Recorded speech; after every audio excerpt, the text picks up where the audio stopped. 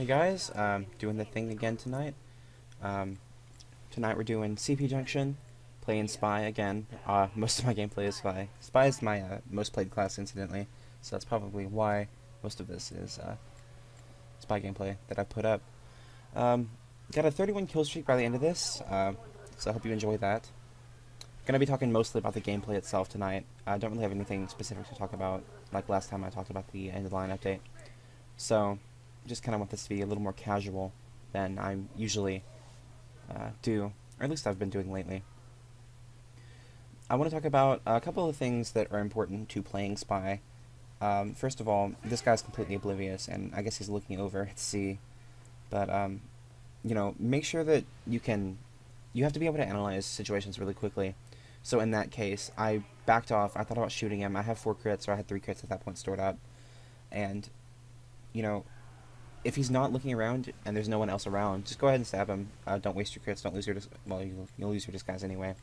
But the element of surprise, I guess. Right here's another situation you want to think about.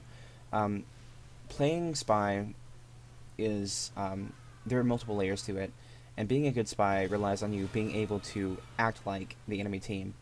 That sounds pretty obvious, but what I mean is it's a couple subtle things that will make more aware or more experienced players aware of, you're being a spy.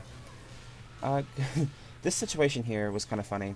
I took out the soldier with the crits, and then the sniper disconnected, funnily enough. But that scout I really genuinely thought was going to destroy me. And then once he caps the point, I guess he just runs away trying to scout rush the last point. But what I want to talk about, or what I want to go back to, is the acting like the enemy team. So one of the biggest mistakes that people make is coming out of spawn. If you noticed that Pyro just a minute ago came out of their spawn as a red Pyro. That's not, I mean, obviously that's a surefire way to tell that someone's a spy. The utility of friendly disguisers really can't be overstated, and people don't think about it, or they just aren't aware. I'm not really sure what it is. This scout here, there's a new exploit on Junction where I guess scouts and other people who can double jump or jump high enough can get up in that area of the ceiling. So it's kind of funny. In a little while you'll see me kill another 2 scouts doing it, but it's just something to be wary of. If someone's capturing the point, there's no one there, or you're blocking a capture, look up, because there's probably a scout just in that area. Friendly disguises. So the way to look at friendly disguises is if you're in an area where your team should be, use a friendly disguise. It's not difficult to think about. Like, you see me, when I went back up there into sea, I disguised as a friendly sniper, because, if I'm disguised as a friendly sniper, the enemy team is going to see me as a red sniper. They're not going to see me as a spy, like my team would. So they're going to just assume that we have another sniper on our team. And it's important to realize that that's extremely useful in fooling the enemy team and letting them not know that there are spies around. Obviously, I haven't died yet, but, they don't necessarily know that. So keeping them as fooled as I can is the best way to, make sure that I stay alive. Because I'm not using the Dead Ringer. I don't like the Dead Ringer, and I kind of disagree with the way that it's been implemented in the game. It feels like it's damaging the core mechanics of Spy, which, even the name itself, Spy, is meant to blend in with the enemy team, be sneaky, do your espionage, and the Dead Ringer just kind of lets you charge at people and get behind them and then kill them, and I don't think that's necessarily in the spirit. There are definitely people who can use the Dead Ringer effectively and are definitely good spies. I just disagree with the way that it was implemented, and I don't think that that's not the way that I'm comfortable playing Spy. And I feel like it makes a lot of people not play Spy in a way that's conducive to teamwork. The same thing with the Your Turn to Reward. I definitely think Your Turn to Reward has utility, and I don't think it's necessarily a bad knife to use in certain situations. But I feel like a lot of people don't necessarily understand how it works, so they, they'll charge at sentry guns, and those who do know how it works aren't able to sap sentry guns at will, which is why I prefer, the Spycicle I'm using and the standard Inviswatch.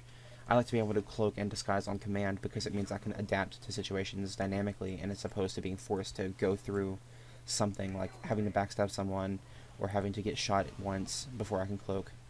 It's better off letting people not know that you were there in the first place than letting them think that you died, because if they don't know you're there in the first place, they're not worried about you.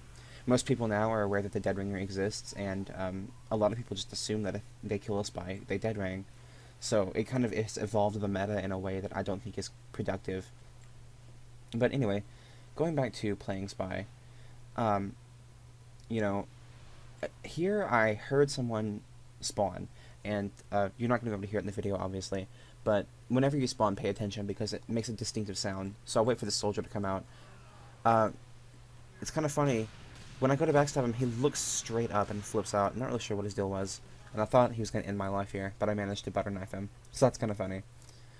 But again, you have to pay attention to very subtle things like that, and you might get a free stab.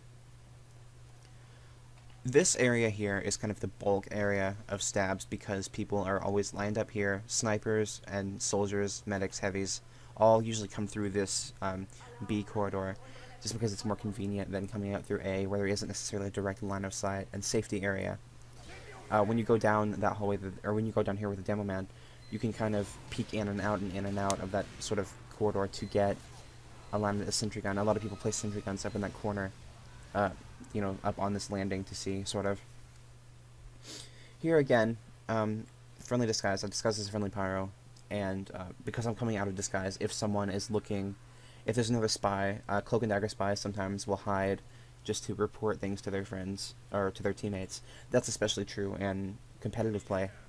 You don't want the enemy team to have any idea that there's a spy around. So coming out of spawn as a friendly pyro, or as a friendly class in general, lets them know, or doesn't let them know that there's a friendly, or that there's a spy on the other team, or at the very least who that spy is. If I came out of spawn as a blue pyro, or as a blue sniper, or something like that, they're going to know immediately that I'm a spy, and they're going to report that. So, it's just something, using friendly disguises is extremely important, and a lot of people don't realize that. Now there, that scout bonked, and we just say he used the bonk atomic punch, and when I backstabbed him, it didn't kill him, but I still got a crit. So, the way that the diamond bag, since it's buff, works is that any backstabs you get will fill your crit meter. Not backstab kills, just backstabs. So you can effectively farm several crits off of a bonk scout, and they may not even realize it. If they're bonked, but they're just kind of not moving around, or if they're AFK or something, you can get maybe 10, a lot of crits that you don't really necessarily deserve, but it was their mistake, so use that to your advantage whenever you can. It's not something I would advise normally, but it's definitely something you can use. Again here, could have gone for the demo man. The scout was burning though, and Now this situation is scary because you got two pretty good scouts and a good demo man jumping around. The scouts, obviously I thought had revealed when the scout bumped into me when he jumped over me, but I guess he didn't notice that I was there or didn't care. So, you have to be careful about going around people, so that I wait for that guy, and then the scout's completely oblivious. So, end up having to just go and butter knife him. Thought he was going to end me with the force of nature, but fortunately I guess he didn't react quickly enough. Remember, 27 kills, 45 seconds left. I guess in closing, what I want to talk about is playing spy is definitely something that I enjoy, but it's something that you have to be able to analyze and adapt quickly to. So, a lot of new spy words. A lot of new spy players need to be careful about analyzing situations and knowing the utilities that their class offers, because friendly disguises, the class really offers you from the stock loadout. The revolver, the Inviswatch, the knife, the sapper offers you a lot of utility that you need to be able to utilize fully if you're going to hope to, you can't necessarily rely on gimmicky weapons like the Eternal Reward and the Dead Ringer to do well, otherwise, So that's going to wrap this up. 60 points at that round, no deaths. This was a 1 life gameplay. I hope you guys enjoyed. This is, again, post-commentary, but it's more casual, talking about the game and some general tips. So, do the things that YouTube lets you do, and I'll see you guys next time. Bye.